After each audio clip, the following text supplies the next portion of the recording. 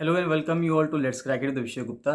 तो guys video को पूरा देखिए, एंड तक वीडियो को देखिएगा। इसमें सब चीज़ें बताई गई हैं, बहुत अच्छे से आपको समझाया गया है, तो आप इसको पूरा अंत तक जरूर देखिएगा। जो भी आपको डाउट आता है, कोई इसमें अगर सजेशन है, फीडबैक है, तो उसको कमेंट सेक्शन में कमेंट करके जरूर बताइएगा। चैनल को सब्सक्राइब जरूर कर दीजिएगा अगर आपने चैनल को सब्सक्राइब नहीं किया है यूट्यूब पे। और टेलीग्राम का लिंक आपको वीडियो के डिस्क्रिप्शन में मिल जाएगा, तो टेलीग्राम को जरूर ज्वाइन करिए। फ्री टेलीग्राम चैनल है, उसको ज्वाइन करना बहुत ज़रूरी है। सारे अपडेट्स वहीं पे आते हैं, सब चीज़ें वहीं पे मिलती हैं, तो उसको ज्वाइन करना बहुत बहुत ज़्यादा ज़रूरी है। कोई भी डाउट है, कोई भी फीडबैक है, तो उसको कमेंट सेक्शन में कमेंट करके जरूर बताइएगा। लेट्स क्रैक इट का ये चैनल जो यूट्यूब पे है, उसको जरूर से जरूर सब्सक्राइब कर लीजिए। यहाँ से सब्सक्राइब का बटन दबा दीजिएगा और यहाँ से सब्सक्रिप्शन के बाद ऑल का बटन भी दबा दीजिएगा, जिससे कि सभी नोटिफिकेशंस आपको रेगुलर बेसिस पे मिलते रहें। ये वाला जो टेलीग्राम चैनल है, इसको जरूर से जरूर ज्वाइन कर लीजिए। ये टेलीग्राम चैनल आपको सर्च करने में मिल जाएगा। जैसे ही आप ये लिखेंगे let's crack it the Vishay Gupta बिना किसी स्पेस के, तो ये चैनल आ जाएगा और इस चैनल को आप ज्वाइन कर सकते हैं। स्वागत है आपका लेट्स क्रैक इट विद विषय गुप्ता के यूट्यूब चैनल पर। और हम पढ़ने जा रहे हैं 19 नवंबर के डेली करंट अफेयर्स। बहुत ही महत्वपूर्ण, अति महत्वपूर्ण करंट अफेयर्स हैं, आप इनको कवर करते रहिएगा। आगामी जितनी भी परीक्षाएं हैं, सभी में जो करंट अफेयर्स पूछे जाएंगे वो यहीं से पूछे जाएंगे, तो उसको जरूर से जरूर कवर करिएगा। यूपीएससी के एग्जाम आप दे रहे हो, चाहे उत्तराखंड पीसीएस हो, चाहे यूपी पीसीएस हो, चाहे किसी भी एग्जाम की आप तैयारी कर रहे हैं, सभी के लिए बहुत ज़्यादा महत्वपूर्ण करंट अफेयर्स हैं, तो आप इनको डेली बेसिस पे कवर करते रहिएगा। साथ साथ बताना चाहूँगा गाइस कि कनिष्ठ सहायक के एग्जाम के लिए और आरओ सचिवालय के एग्जाम के लिए उत्तराखंड में फुल प्रिपरेशन बैच चल रहा है, तो आप इन दोनों को ज्वाइन कर सकते हैं। एफआरओ मेंस की मिनी टेस्ट सीरीज चल रही है, पटवारी लेखपाल एग्जाम, फॉरेस्ट गार्ड के एग्जाम के लिए टेस्ट सीरीज चल रही है। इन करंट अफेयर्स की पीडीएफ्स को आप डेली बेसिस पे ले सकते हैं, और डेली एमसीक्यू प्रैक्टिस का जो ग्रुप चल रहा है उसको भी ज्वाइन कर सकते हैं। इन सबको ज्वाइन करने के लिए आप 7665804421 पर कॉल या मैसेज कीजिएगा। चलिए स्टार्ट करते हैं। सबसे पहले GS2 से न्यूज़ आ रही है। ईरान से अगर हम देखें, एक न्यूज़ आ रही है कि एक रेयर जेस्चर में ईरान ने अपने यहाँ पे एक मोरालिटी पुलिस बना रखी थी, जो ये देखता था कि लोग कपड़े सही से पहनते हैं या नहीं पहनते, लड़कियां हिजाब सही से पहन रही हैं या नहीं पहन रही हैं। इसके लिए एक मोरालिटी पुलिस बना रखी थी, यानी कि नैतिक पुलिस बना रखी थी ईरान ने। तो उसको ख़त्म कर दिया गया, उसको बंद कर दिया गया, क्योंकि पिछले दिनों से हम देख रहे हैं ईरान के अंदर बहुत ज़्यादा प्रोटेस्ट चल रहा है। तो Iran has scraped it's morality police after more than 2 months of protest triggered by the death of Mahsa Amini. तो महसा अमीनी एक लड़की थी वहाँ पे, तो उनकी डेथ हो गई है पुलिस कस्टडी के अंदर, क्योंकि ये कहा जा रहा था कि महसा अमीनी ने जो ड्रेस कोड है महिलाओं का ईरान के अंदर, उसका वायलेशन किया है। अगर उनको हिजाब पहनना था तो उन्होंने हिजाब नहीं पहना है, तो उस वजह से उनकी डेथ हो गई है। और इसके वजह से पूरे ईरान के अंदर प्रोटेस्ट चल रहे हैं पिछले 2 महीनों से। नेक्स्ट आता है गवर्नेंस की न्यूज़ आ रही है ड्रोन से। अगर हम देखें तो ड्रोन के माध्यम से मेघालय के जो दूर दराज के इलाके हैं वहाँ पे दवाइयाँ पहुँचाई जा रही हैं। तो वर्टीप्लेन X3 एक कहा जा रहा है कि ये भारत का पहला ड्रोन स्टेशन डिज़ाइन है, किसके लिए? मेडिकल सप्लाईज़ के लिए। तो ड्रोन स्टेशन को बिल्ड किया गया है सब डिवीज़न हॉस्पिटल में जेंगजाल में, जो कि 69 किलोमीटर है पेडाल डोबा से और 32 किलोमीटर है ट्यूरा से, जो कि डिस्ट्रिक्ट हेडक्वार्टर है और लार्जेस्ट टाउन है मेघालय के वेस्ट नाव का, यानी कि मेघालय की जो पश्चिमी हिस्सा है, गारो हिल्स के आसपास का एरिया जो है वहाँ पे। नेक्स्ट आता है Iranian kamikaze drones allegedly deployed by Russia in Ukraine. तो ये कहा जा रहा है कि रशिया ने ईरान के जो कामिकेज ड्रोन्स हैं उनको यूक्रेन में डिप्लॉय कर दिया है। तो यानी कि रशिया यूक्रेन वॉर से रिलेटेड न्यूज़ है। तो कामिकेज ड्रोन्स ये स्मॉल यानी छोटे हैं, अनमैन्ड एयरक्राफ्ट हैं जो कि एक्सप्लोजिव से भरे हो जाते हैं, और उनको आप डायरेक्टली किसी भी टैंक के पास या किसी भी ट्रूप्स के पास उड़ा सकते हैं, और वहाँ पे वो उसको गिरा दीजिए और वो एक्सप्लोड हो जाएगा। वहाँ पे जितने भी लोग होंगे सब मारे जाएंगे। The name comes from the world war 2 era feared Japanese kamikaze pilots. तो ये जो नाम आया है कैमिकेज ड्रोन, ये कहाँ से आया है कि वर्ल्ड वॉर 2 के दौरान जो जापान के जो कैमिकेज पायलट्स थे, जो सुसाइड अटैक करते थे, यानी कि अपने प्लेन को एक्सप्लोजिव से भरे अपने एरोप्लेन को क्रैश करवा देते थे, वहीं से ये नाम लिया गया है कैमिकेज ड्रोन्स का। नेक्स्ट आता है ग्लोबल हंगर इंडेक्स। तो ग्लोबल हंगर इंडेक्स में भारत की रैंक 107वीं आई है 121वें देशों में। और हालांकि अगर हम देखें तो पिछले साल 101 पोजीशन थी, लेकिन ग्लोबल हंगर इंडेक्स कुछ ऐसा इंडेक्स है जहाँ पे आप कंपेयर नहीं कर सकते। हम ये नहीं कह सकते कि 2021 में हमारी रैंक 101 थी, 2022 में हमारी रैंक 107 हो गई है, तो हम ख़राब कर रहे हैं। ऐसा नहीं है, क्योंकि हर साल की जो कैटेगरी है, हर साल की जो रैंकिंग है, वो कुछ अलग पैरामीटर्स पे आती है। इसको कॉइन पब्लिश करता है, इसको कंसर्न वर्ल्ड वाइड और जो वर्ल्ड हंगर लाइफ है वो मिलके इसको कंसिडर करते हैं। और GHI ने कंट्रीज़ को उसकी सीवियरिटी के बेसिस पे, यानी कि कहाँ पे कितने लोग भूखे हैं, कितने लोग अंडर नरिश्ड हैं, कहाँ पे बच्चे जो हैं कम पनप पा रहे हैं, कहाँ पे उनको अच्छी से खाना नहीं मिल रहा है, इन सब चीज़ों के ऊपर वो डिस्कस करते हैं, इन सब चीज़ों के ऊपर वो रैंकिंग्स को निकालते हैं। यमन की रैंक सबसे पीछे रखी गई है, 121वें नंबर पे आता है Yemen, while the top of the list is dominated by European nation. Simple सी बात है, यूरोपियन समृद्ध देश हैं तो वो इसकी टॉप रैंकिंग्स में हैं, जैसे कि क्रोएशिया हो गया, एस्टोनिया है और मोंटीनीग्रो है। एशियन देशों में देखें तो चाइना और कुवैत की रैंक भी सबसे अच्छी रैंक्स में से मानी जाती है। 2000 से लेके अब तक जो ग्लोबल हंगर इंडेक्स है वो हर साल निकाला जाता है, with this year's report being the 15th one, और इस साल जो है 15वीं रिपोर्ट आई है। A low score gets a country a higher ranking and implies a better performance. अगर आपका कम स्कोर आएगा तो आपकी रैंकिंग अच्छी होगी और आपकी परफॉर्मेंस भी बेटर होगी। नेक्स्ट आता है सोशल हॉस्टिलिटीज़ इंडेक्स, यानी कितनी ज़्यादा सामाजिक शत्रुता एक सूचकांक निकाल रहे हैं। तो इंडिया की रैंक फर्स्ट रखी गई है सोशल हॉस्टिलिटीज़ इंडेक्स में, विच measures acts of religious hostility by private individuals, organisations और ग्रुप्स इन सोसाइटी। यानी ये कहा जा रहा है कि भारत की पहली रैंक है कि भारत में जो धर्म से रिलेटेड जो इश्यूज़ होते हैं उसकी वजह से लड़ाइयाँ बहुत होती हैं, समाज के अंदर शत्रुता बहुत ज़्यादा है। The higher the rank the higher the hostility, जितनी रैंक हाई होगी उतनी हॉस्टिलिटी भी ज़्यादा होगी। This index includes religion related armed conflict. अब जैसे रिलीजन से रिलेटेड जो आर्म्ड कॉन्फ्लिक्ट हो रहे हैं, टेररिज्म है, मॉब और सेक्टेरियन वायलेंस है, यानी कि जो भीड़ दंगाई जो होती है, harassment over attire for religious reasons, कि आपके कपड़ों की वजह से जो आपने कपड़े पहने हुए हैं उसके वजह से हरासमेंट हो रहा है, और other forms of religion related intimidation और एब्यूज़, और बाकी चीज़ें धर्म से संबंधित जैसे धमकी है, दुर्व्यवहार है, उन सब चीज़ों के प्रति इस चीज़ में शामिल हैं। जो सोशल हॉस्टिलिटीज़ इंडेक्स है वो 13 इंडिकेटर का इस्तेमाल करता है सोशल हॉस्टिलिटी नापने के लिए। ये 13वां एडिशन है प्यू सर्वे का जो 2007 में स्टार्ट हुआ था।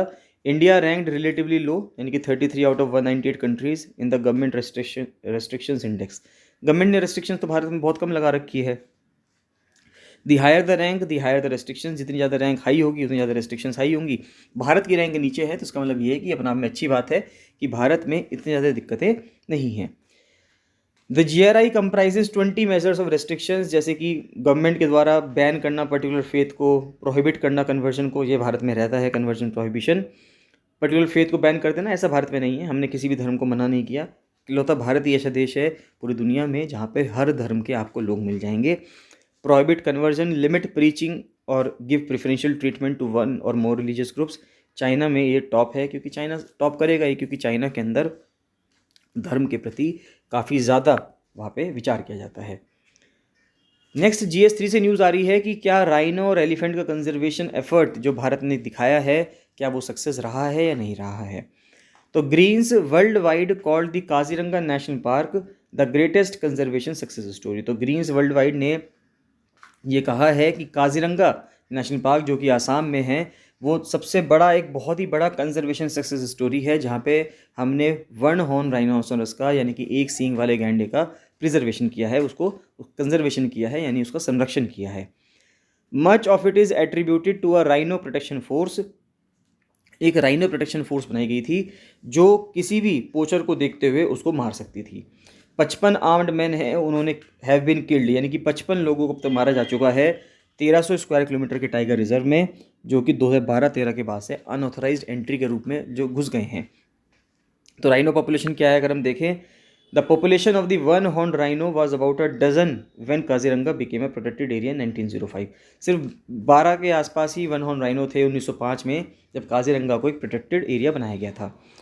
अगर हम स्टेट ऑफ राइनो रिपोर्ट देखें 2022 के हिसाब से, तो जो पुअर साइटेड है, यानी कि जो राइनोसरस होता है उसकी जो आईसाइट है वो ज़्यादा स्ट्रांग नहीं होती, पुअर आईसाइट का होता है, हर्बीवोर होता है, यानी कि ये घास पे डिपेंड रहता है। Is an estimated 2613। इस टाइम पे 2022 में हम देखें तो 2600 से ज़्यादा इस टाइम पे वन हॉर्न राइनोसरस हैं। More than 65% of its total population of 4000 across 11 habitats in India and Nepal. तो 65% तो काजीरंगा के अंदर ही हैं, क्योंकि पूरी दुनिया में, या भारत और नेपाल के अंदर देखें, पूरी दुनिया तो नहीं, भारत और नेपाल के अंदर हम देखें तो 4000 के आसपास वन हॉर्न राइनोसरस हैं, राइनो हैं, जिनमें से 2600 आपको कहाँ मिलेंगे, काजीरंगा में मिल जाएंगे। एक दशक पहले अगर हम देखें तो राइनो की पॉपुलेशन 2400 के आसपास रहा करती थी। टाइगर्स की बात करें तो number of tigers has increased in Assam, तो असम के अंदर टाइगर्स बढ़े हैं at a rate higher than elsewhere in India, यानी कि पूरे भारत में जो टाइगर्स बढ़े हैं उसके मुकाबले असम के अंदर टाइगर की पॉपुलेशन ज़्यादा बढ़ी है। एक 2010 का काउंट है, उसका कहना यह है कि काजीरंगा के अंदर हाईएस्ट डेंसिटी ऑफ टाइगर्स हैं, 32 टाइगर हैं पर 100 स्क्वायर किलोमीटर की पूरी दुनिया में, यानी कि इतने ज़्यादा टाइगर्स पूरी दुनिया में कहीं नहीं है डेंसिटी के हिसाब से, अगर हम देखें घनत्व के हिसाब से देखें, जो कि कहाँ पे है, काजीरंगा असम में है। पोचिंग यानी कि अवैध शिकार जो है वो तो सबसे बड़ा खतरा है ही राइनोसरस के लिए। एलियन इन्वेजिव प्लांट्स, अब देखिए इन्वेजिव प्लांट्स क्या हैं, यानी कि ऐसे पौधे जो बेसिकली काजीरंगा के नहीं हुआ करते थे, बाहर से आए और उन्होंने अपनी जड़ें बनाना शुरू कर ली काजीरंगा के अंदर। अब वो ऐसी घास पैदा कर रहे हैं जिसके वजह से गैंडे उसको नहीं खाते हैं, यानी कि राइनोसरस उसको नहीं खा रहे हैं, जिसकी वजह से वो जो हैबिटेट है उन राइनो का वो ख़त्म होता जा रहा है। एलिफेंट्स के ऊपर बात करें तो क्या एलिफेंट्स एंडेंजर्ड हैं, क्या हाथी खतरे में, अगर हम देखें तो भारत के अंदर 60% एशियन एलिफेंट्स रहते हैं, और लास्ट काउंट जो हुआ था 2017 में ये बताता है कि भारत के अंदर करीब करीब 30,000 गैंडे हैं, 29,964 गैंडे हैं। While the number of elephants in India has increase in the past few years, तो कहा जा रहा है कि जो एलिफेंट्स के जो नंबर्स हैं भारत में वो बढ़ते जा रहे हैं पिछले सालों से। Species is listed as endangered, इस स्पीशी को हम लिस्ट कर सकते हैं as endangered on the IUCN red list of threatened species and schedule 1 of the wild life protection act. तो हाथी को किस में रखा गया है, IUCN की जो रेड लिस्ट है उसकी थ्रेटेंड स्पीशीज में है, एंडेंजर्ड कैटेगरी में, और वाइल्ड लाइफ प्रोटेक्शन एक्ट 1972 जो कि भारत का एक एक्ट है उसमें उसको शेड्यूल 1 के अंदर रखा गया है, जिसका शिकार करना अवैध है। चैलेंजेस क्या है अगर हम देखें तो जो लार्जेस्ट लैंड डवेलिंग मैमल है यानी हाथी की बात की जा रही है, वो कॉन्टिन्यूस थ्रेट में रहता है, लगातार उस पर खतरा है अवैध शिकार का और ह्यूमंस के साथ कॉन्फ्लिक्ट का। While incidents of poaching for Ivory, अब देखिए उसका जो हाथी दांत होता है उसके लिए उसकी पोचिंग की जाती है, मारा जाता है उसको, वो तो अब कुछ हद तक कम हो गया है, लेकिन इंसानों के बीच में और हाथियों के बीच का जो कॉन्फ्लिक्ट है वो लगातार बढ़ता जा रहा है। ऑन एन एवरेज देखें तो 500 ह्यूमन और 100 हाथी मारे जाते हैं हर साल पूरे देश भर के अंदर। Elephant population is not evenly distributed in the country, और ये भी इंपॉर्टेंट बात है कि हाथी की पॉपुलेशन पूरे भारत में इवनली डिस्ट्रीब्यूटेड नहीं है, ऐसा नहीं है कि सभी जगहों पे हाथी इक्वल मात्रा में है। केरला के अंदर, कर्नाटका में आपको हाथी ज़्यादा मिलेंगे, असम में हाथी आपको ज़्यादा मिलेंगे, बाकी राज्यों में हाथी आपको कुछ कम मिलेंगे। साउथ इंडियन स्टेट्स जैसे कि कर्नाटका, केरला, आंध्रा, तमिलनाडु, यहाँ पे 44% भारत के हाथी रहते हैं, यानी कि सबसे ज़्यादा हाथी की पॉपुलेशन साउथ इंडिया के आसपास है। Fragmentation of elephant habitats and construction of linear, यानी कि रेलवे बना दी गई है, रोड्स बना दी गई हैं, पावर इंफ्रास्ट्रक्चर खड़ा कर दिया गया है, जिसकी वजह से कई हाथियों की डेथ हो जाती है। लैंड यूज़ का जो पैटर्न है वो चेंज कर दिया गया है, पहले जो जंगल वाला एरिया हुआ करता था उसको आप खेती के अंदर ले आए हैं, जिसकी वजह से जो संघर्ष है इंसान के बीच में और जानवरों के बीच में वो बढ़ता जा रहा है। Ministry of environment, forest and climate change यानी कि MOEFCC ने लॉन्च किया एक प्रोजेक्ट एलिफेंट 1992 में, ये इंश्योर करने के लिए कि हाथियों का जो नेचुरल हैबिटेट है, उनकी जो प्राकृतिक आवास है वो लंबे समय तक बढ़ाया जा सके, लॉन्ग टर्म सर्वाइवल हो सके उसका।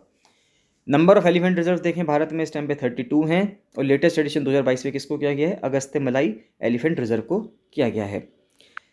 एलिफेंट कॉरिडोर भी बनाए जाते हैं, ये नैरो हैबिटेट लिंकेज होती हैं, यानी कि दो, अगर एक ये बड़ा हैबिटेट है और एक ये बड़ा हैबिटेट है और इसको जोड़ने के लिए अगर ये पतला सा रास्ता है, इसको हमने क्या बोल दिया, इसको हमने कॉरिडोर बोल दिया, जो हाथी यहाँ से माइग्रेट करके इस रास्ते के थ्रू यहाँ पे जाएंगे। So far about 101 elephant corridors have been identified in the country which need to be secure for conservation of elephants, तो अब तक 101 एलिफेंट कॉरिडोर देखे गए हैं जिनको सिक्योर करने की बात की जा रही है कि हाथियों का कंजर्वेशन अगर करना है तो इनको सिक्योर करना ही पड़ेगा। नेक्स्ट आता है ग्रेट इंडियन बस्टर्ड के ऊपर, हम देखते हैं कि जो ग्रेट इंडियन बस्टर्ड है उसकी प्रोटेक्शन की बात की जा रही है। हाल ही में सुप्रीम कोर्ट ने भी सेंटर से इसके ऊपर जवाब मांगा है, केंद्र सरकार से इस पर जवाब मांगा है।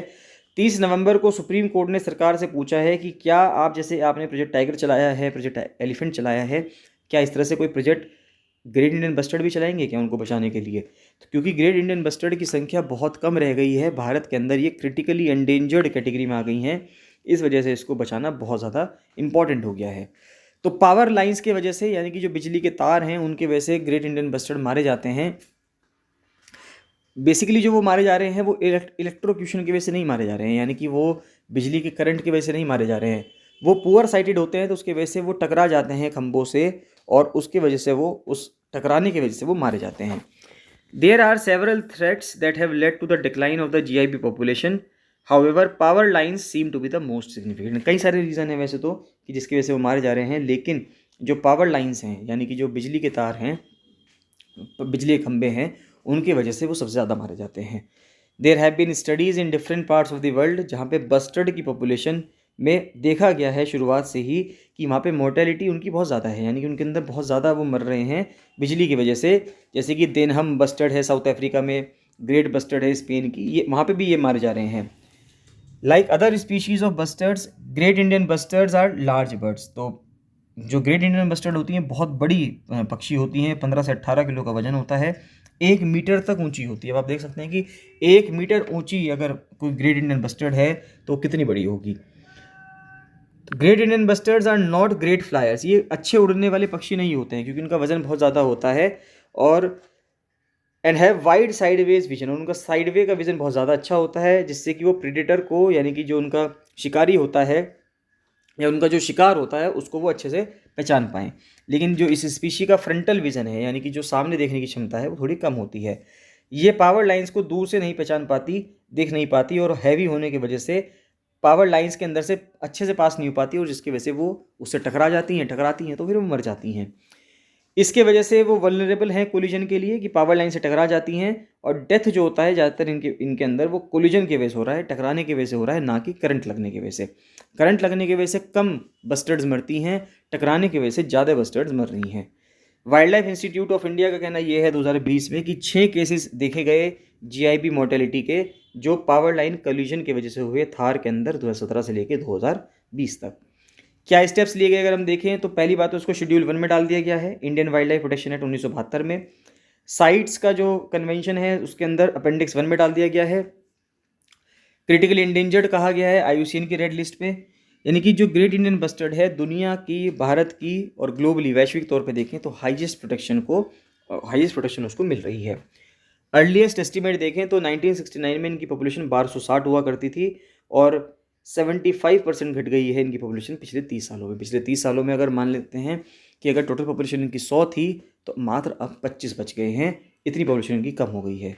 हिस्टोरिकली अगर हम देखें तो जीआईबी जो थी यानी कि ग्रेट इंडियन बस्टर्ड, अगर हम देखें ये भारत के 11 राज्यों में मिला करते थे, लेकिन आज के टाइम पे ये मात्र राजस्थान और गुजरात में ही मिलते हैं। कुछ एक आध आपको महाराष्ट्र में भी देखने को लिए मिल जाएंगे, कुछ आपको महाराष्ट्र में, कर्नाटका में, आंध्र प्रदेश के लिए देखने के लिए मिल जाएंगे।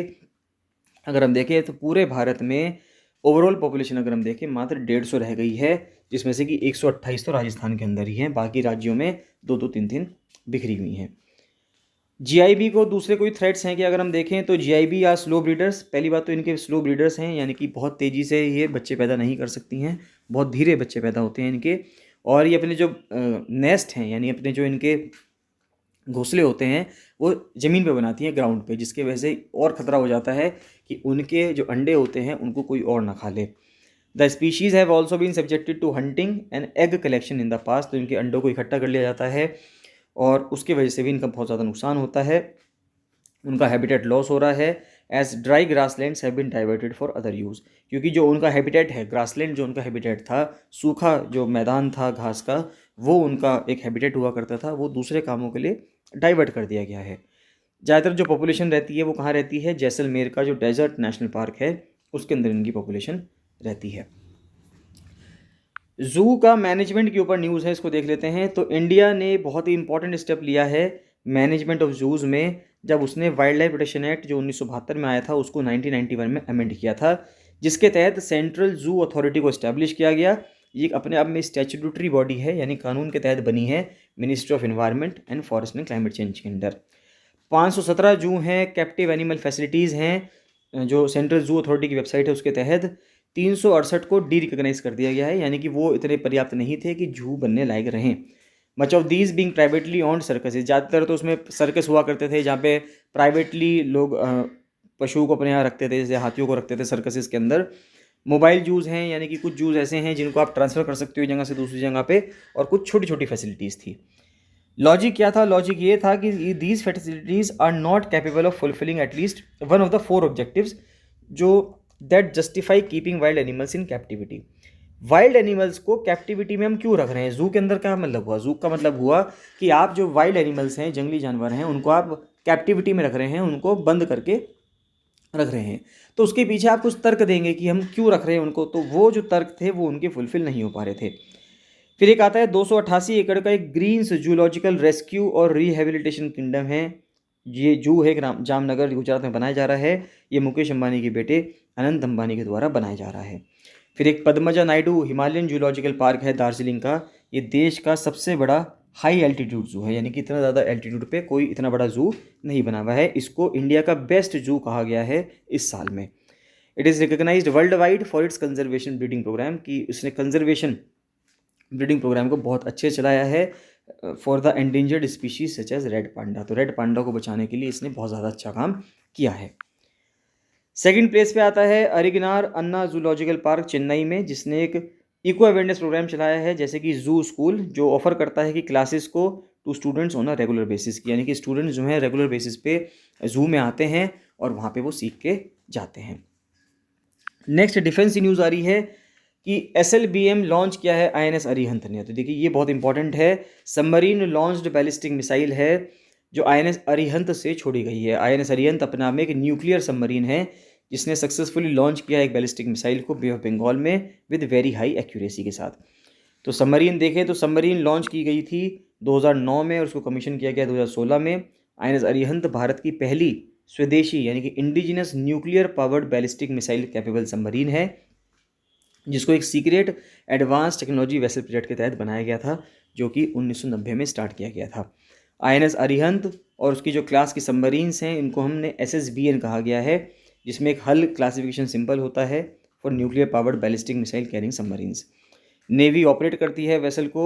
जो ऑपरेशंस हैं SLBM के फ्रॉम द SSBN, ये भारत की स्ट्रेटेजिक फोर्सेस कमांड जो है उसके अंडर आता है, जो कि पार्ट है भारत की न्यूक्लियर कमांड अथॉरिटी का। अल्टीमेटली प्राइम मिनिस्टर के अंडर ही रहती हैं सब चीज़ें। नवंबर 2019 में INS अरिहंत ने पहला डिटरेंस पेट्रोल को इस्टेब्लिश किया था और भारत का जो सर्वाइवेबल न्यूक्लियर ट्रायड है वो भी बनाया था। न्यूक्लियर ट्रायड का मतलब ये हुआ कि हम न्यूक्लियर अटैक चाहे ज़मीन से हो, चाहे हवा से हो, चाहे पानी से हो, तीनों मोड में हम न्यूक्लियर अटैक करने के कैपेबल बन गए थे। यानी कि हम न्यूक्लियर स्ट्राइक्स कर सकते थे ज़मीन से, हवा से या फिर समुद्र से भी। लास्ट में देख लेते हैं, फैक्ट आ रहा है कि world wild life conservation day हम कब बनाते हैं? 4 दिसंबर को। तो 4 दिसंबर को world wild life conservation day मनाया गया। तो गाइस इसके साथ ही करंट अफेयर्स कंप्लीट होते हैं। इसमें आपको कोई भी डाउट आता है, कोई भी आपका फीडबैक है, सजेशन है, तो कमेंट सेक्शन में कमेंट जरूर कीजिएगा। चलिए बाकी मिलते हैं नेक्स्ट वीडियो में। So thank you and bye bye.